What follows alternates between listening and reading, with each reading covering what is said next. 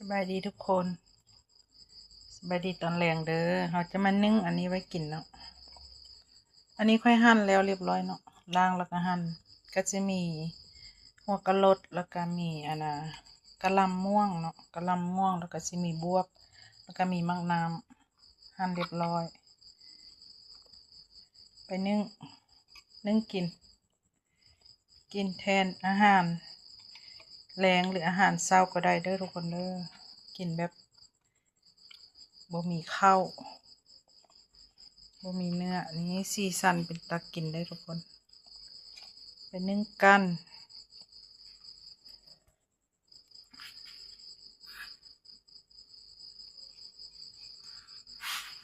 เดี๋ยวเด้เขาก็มานึ่งแล้วเนาะ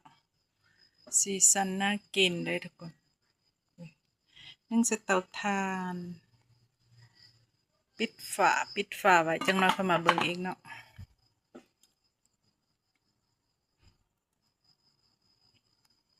เตาถ่าน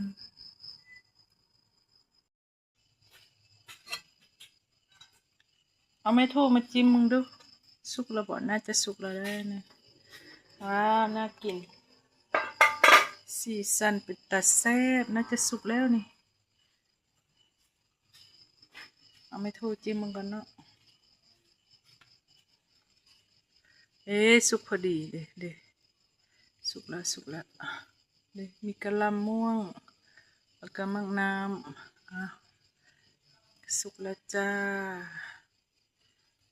น่าอร่อยจังเลยเด้สุกแล้วปักได้ละ